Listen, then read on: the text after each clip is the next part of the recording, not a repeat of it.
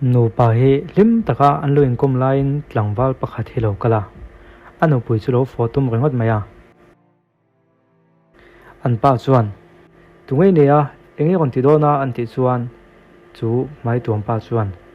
engma boina siam ka tum lo nia thil pakhat ofak cheu ka du ni nupui hi voi khat min mutpui tiangla ti chuan heng Pawisa zong zong hi ka peng che tin Pawisa tam tok mai chu a kon kenga Pawisa chu tam khop maya bek khatra ni na lo oma chu vele hepa hian a ko chu pherin du tak helai tong henkalte hepa hi kan lo ching felange ka ching fel la hi imu ka du lo ve tin nupui chu akal bo ti ta chu tia nupui akal bo fel tak nu chuan i thu soi khai ti tak takem Pawisa chu min pe tak tak donem an tia chu ta hem hai thum pa hian he i du lo mo ka tia erel ko i thak le ne mo an tia ani chuan ka rel ko thak ni theinem a tron ti otang kham Pawisa min pek don chuan poi ti na ka nei theinem ending e ro man na han soila engkim clothing fel vek mayang ma se thil pakhat iti ve ro anga yang chu i mai ko ha phella tungei ni ka khadu ni ati inga tinge ka mai ko chu ka phelanga anti chuan kanin ram siam na tan chu angai tlat tungei ni ti hi ka khriat chiam phodangai antia ti chuan chu pa chuan mai ko chu a phelta ani chu tu dang ni revin a unau pa a ke zan lak lo nin nang mo he tiang ngai tuan te hi lo ne mo awamak ve antia a unau pa chuan ka tiang khan mak ti mel de venom su kanin ram siam na chu nge idu do nem antia chu ta he pa hian heng Pawisa te hi alemani ro mo alemani ro wa Pawisa tak tak ani te chuan thavek lom antia au nau pa chuan Pawisa lemani le ni ro chu kha han chek la tin Pawisa pakhat chu a han pe ya uluk deu chuan han chek vela Pawisa tak tak ani ole thai voin tla ya kanina local la zon ria kan kil honga chu ta chu nang kim kan ching fel vek don nia atia laila ma chuan au nau pa na chuan avaleng ta zan ria an ei zo ton hu chuan wain te chuan han in vela chutia wain ina an ti tilai chuan he pa hian ko nau pa hi in hathona ilo kai sang to ti te lo khria tona chuan mi ho satak ilo ne rang to maya kanina te lo leng duwa alomum hle maya an ti chuan he pa hian inga tinge mok lo len lovang le in local hi tun ma tong ka chak to thina kanin mukha to sia chulawa in nu te po mu ve ka chaka antia chuta he pa hian avalo mom ve ngoi te ban te po chu alo lian te le maya i workout trainer ne no mo exercise vala tho om ve antia nia ka workout ve trainer tun lai chu ka taksa te po an siam ve do to ni hi anti chuan he pa hian nupui ne la hian ko nau pa hi ka chuang khop mai nupui la nei do me po a ai zong ne na chang pui khebok sirawa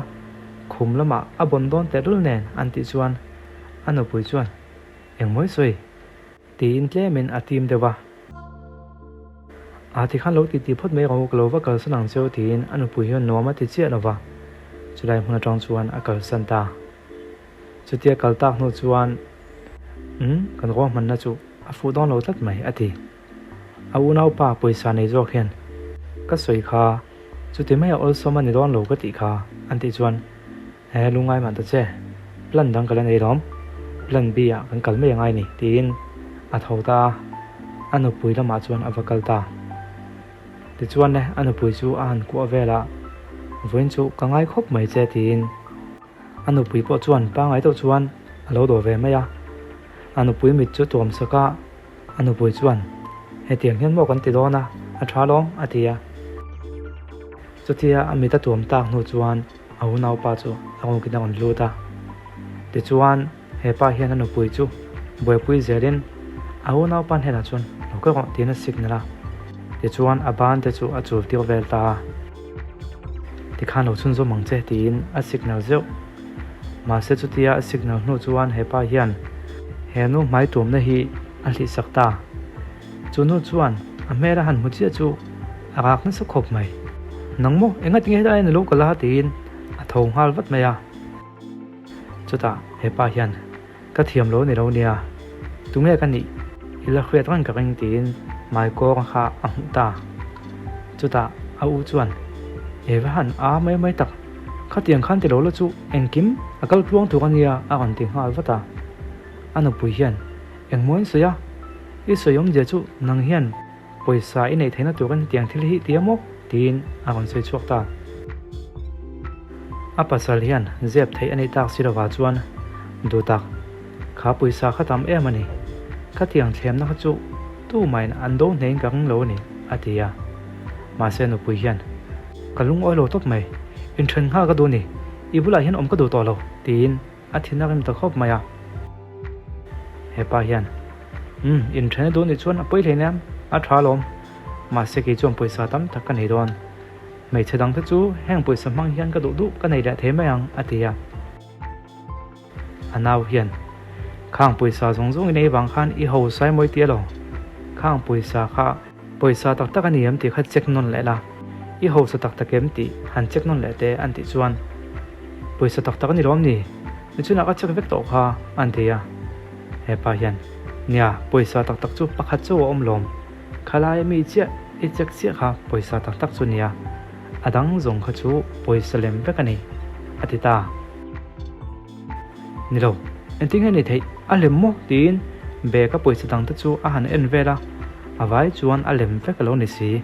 alung oi lo to khop mai nupui chuan nangma ang chin I Pawisa zong po a lem vek ani mo a thai chuan ka pasal mi zia dik tak le akin nam lo zia min khret chhuati avangin kalome tin anaw hena hian lawmthu a khil ta ni ole mitam tak chuan thlemna anasat em awangte a hun le munin azira em awangte ya anrin omlo mai hian mania in thiam chopna an nei thuina khatiang din huna chuan nang poding vela emo tu poding se an tlu ve thawang ti ngai dan nein mani in thiam chopna an nei fo mai ama ro chu rem chan na kan mulo wang maya kan rin omna hi rin omna tak tak anirawa rin omna tak tak zo su rem chan na kan mulo wang mai ni lavin rin omlo na rem chang tak le chan thatak mai kan mu chung puwa kan rin om chang na zo ki rin omna tak tak chu ni he khovela hian rin om tak tak anga lang mitam tak hi chu an rin om tak tak em ti a khriat mi alawa rem chan nan mulo wang le an hun to ni na zira em awanga rin om tamai mai te po an tam khopang lelama chuan ram chan na kan tong theilo le kan mu theilo te hi pathian ni laming kai hroina ani fo maya lal tong trai na kan soi thun na po sual tu ka them na min hroi do suam se te ni ya sual tu ka them na hi kan to ka nei chuan kan do ne don lo ni ti hi ama I suan min khret thiam pui em awangin chu tiang din huna kan din lo na tu ka tong trai tu rin min ti fo thrin bok chu wang chuan kan thei pa to pa rin om kan tum na pia lama